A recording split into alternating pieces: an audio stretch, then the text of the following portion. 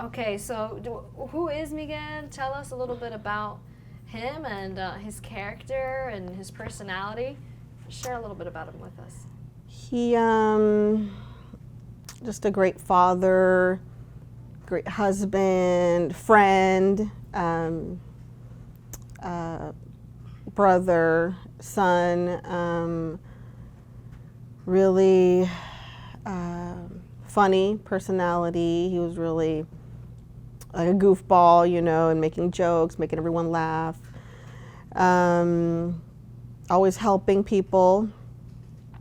You know, there was various times when he did, like if he saw someone that was homeless, he would give him money or, you know, buy them food. Are you hungry? You know, pick whatever you want and, you know, God bless you. So just a really good guy. Yeah. What was he up against overnight the other day? Was it overnight that ICE came and detained him? Like, how did that happen? He was arrested for a DUI and evading arrest, I believe, initially. And then, so he was in the Tarrant County Jail up until the shooting happened that morning. Well, the day before the shooting happened, he had his court hearing. The charges, the evading arrest charges were dropped. So it was only the DUI, and it was his first DUI. And then, of course, since he was an American, you know, he had that ICE hold on him. And so that's how he ended up in ICE custody that morning. They went to go pick him up. Okay, so he was transferred from the Tarrant County Jail. Yes, to yes. Okay, so there was already a lot happening, like in the family. I'm sure nerves were high, and then you get a call. Mm-hmm. Was it a phone call? Yes, it was. You know, I had woken up that morning and I saw the news. It was everywhere about what had happened. And then I got a call around 2 p.m. ish to let me know that they were looking for me. You know, are you Miguel Garcia's wife?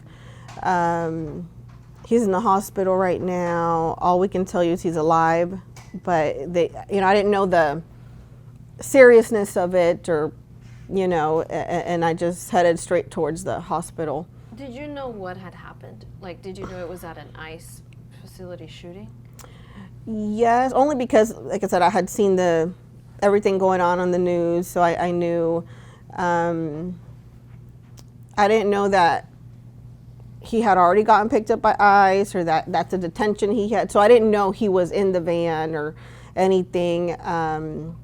So in that moment, you're not thinking, like, are you thinking it's him? Are you thinking, what if? Or was that just kind of not even a thought?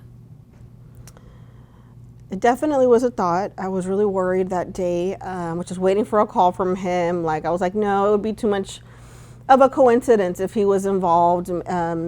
I was really just waiting on a call from him to let me know he's okay. But the thought did run my head, like, what if, you know, he hasn't called me yet? It was 2 p.m. and I didn't want to think like that, but yeah. Then, like, your worst fear happened. Mm-hmm. What's it been like ever since this happened?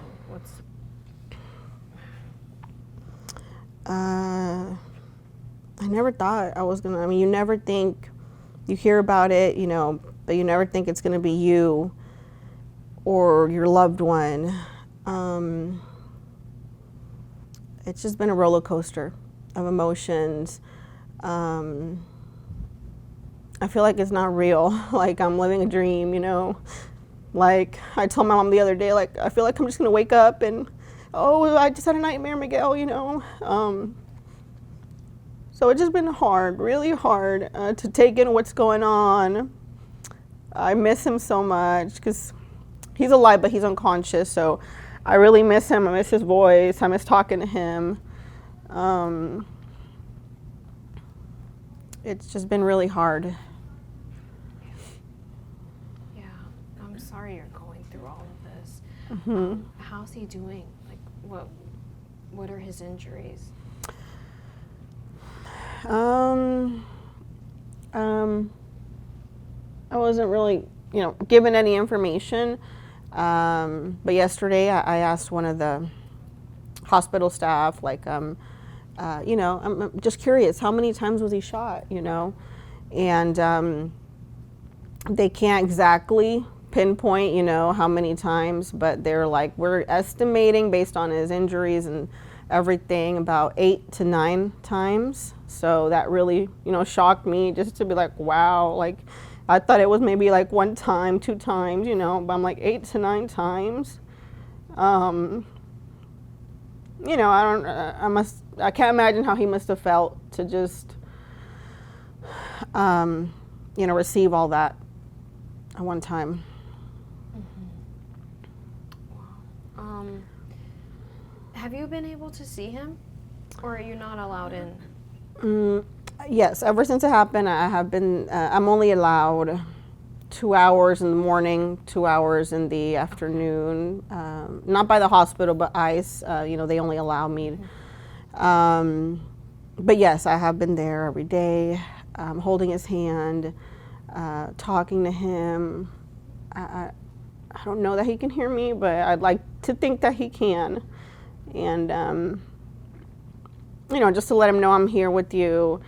Everybody's praying for you. Don't give up. Think about the kids. The kids miss you. I can't wait for you to meet the baby. So I just try to, let him know that I'm there so he can hear a familiar voice instead of all the nurses, and, maybe that will help him fight harder or wake up. Yeah. This is your spouse. Like, this is your life partner. This story is everywhere. It's national. People are going to have different opinions about it, but the bottom line is he was in custody. It's a federal building. You're supposed to be safe there. I don't know if he was in the van or on the way, or where the van was, or if I don't know if you know those details, but just what is the message you want to get out there about this happened, right? This happened. Mm-hmm. What's the message you want to get out there? Like the fact that this happened at a federal building while he's in custody. I feel like it maybe could have been prevented. Definitely shouldn't have happened under their custody. Just something that he didn't deserve. Maybe I wish there would have been more safety measures. Maybe, did no one see the guy on the roof? Could the van, considering all the hate that's going on right now around immigration and ICE, and even ICE agents, fearing for their safety, just different things, like what if this, what if that, what if, the van could have maybe been bulletproof, what if, and it hurts because I know they released the footage, a clip of what happened, and I didn't want to watch it at first, but this morning it kind of just popped up, so I saw it, and it was really hard to watch because, that's like the moment that he was getting shot at. You can't see him, of course, but I just think maybe it could have been prevented, and it shouldn't have happened. And I see a lot of people saying, well, he was an immigrant, well, he was an ICE, or he had a DUI, but I keep thinking, just because of those things, does that mean he deserved to get shot at, attacked? He was a father, husband, we had goals, plans, so I don't think definitely deserved it. Yeah. You have a baby on the way. How many kids do you have right now? So we have my oldest two are not biologically his, but he did raise them and he considers them his own. And then we together, this would be our third kid. Okay. So this will be baby number 3 that you're pregnant with? For me and him, yes. Okay. Okay, so how many total? Like, how many babies?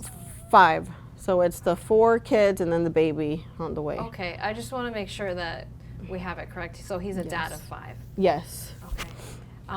Yeah, we don't have to say that, like, they're not biologically his. Like, okay. if you feel that yeah, he's he their is dad. their dad. Okay, so we'll say dad of 5, number 5 on the way. Okay. How, like, what condition is he in right now? Have they told you, like, the condition is still critical, or? He definitely is critical. I see a lot of the media just saying, like, you know, there's one that's injured in the hospital, or there's one that's recovering in the hospital. And I feel like people don't really know, like, he's in critical condition. Like, he might not make it. You know, he's not just injured.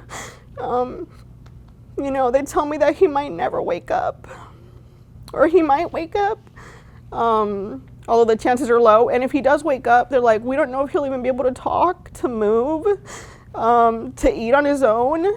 We just don't know, you know, so it's hard. They tell me, you know, anything can change at any time.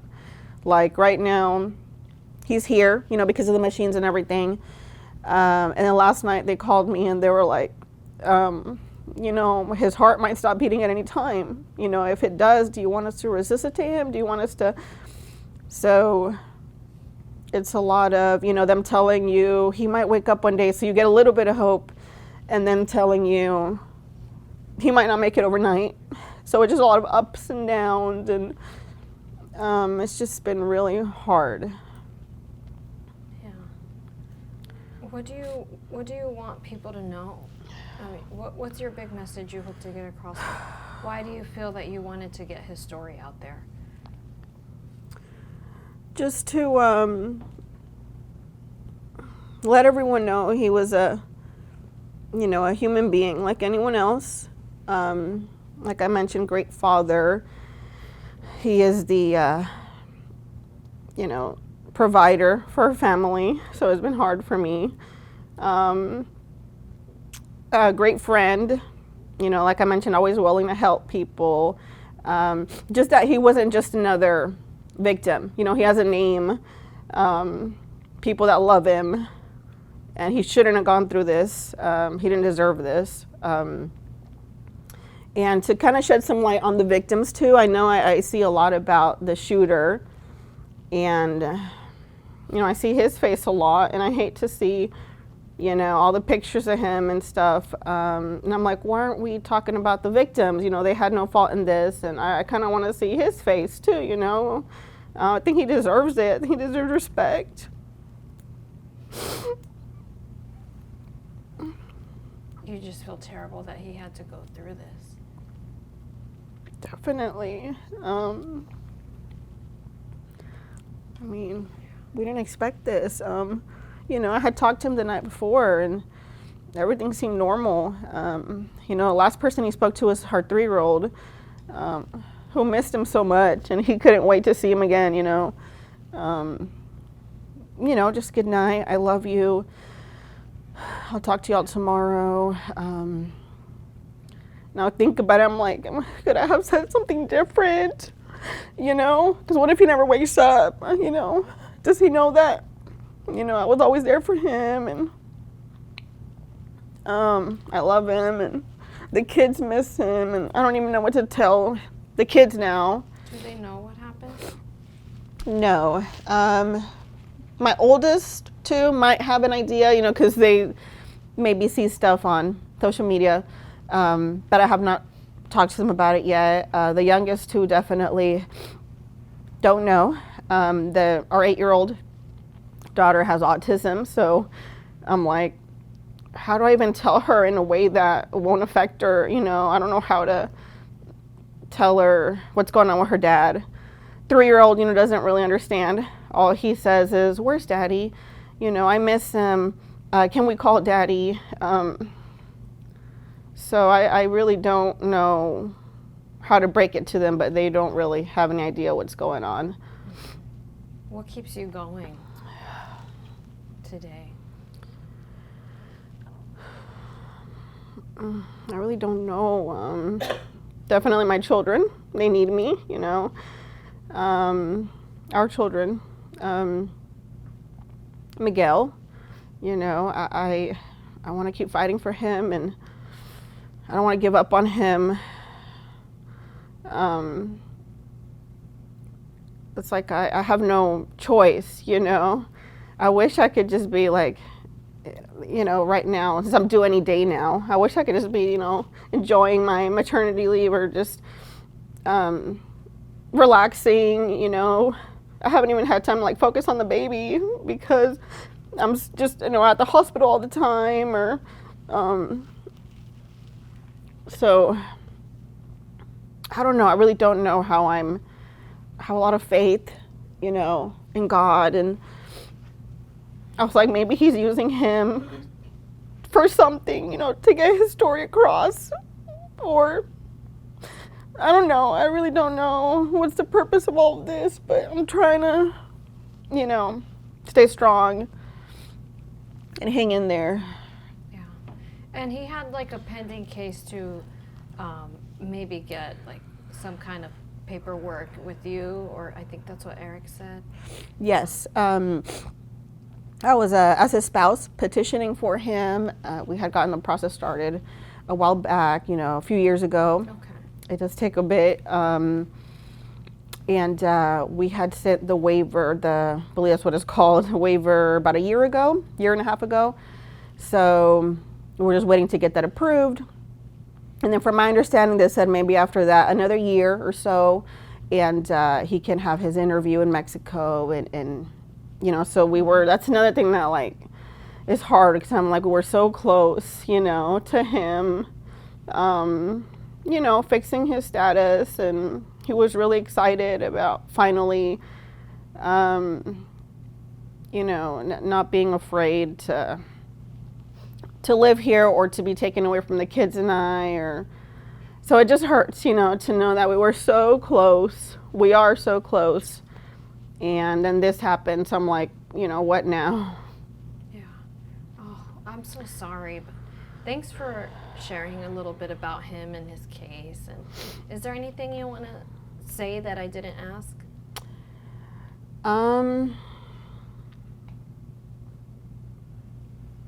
I just, I guess one of the things I can think of is I just want,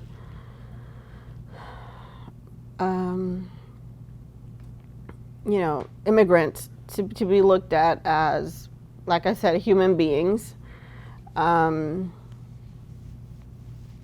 all of them are, you know, criminals or bad, or, you know, they're real people. They have families, children. And like I said, he is a great guy, because he's still here with us. He's a great guy, great father. And I just kind of wish that, you know, the negativity would stop around it, and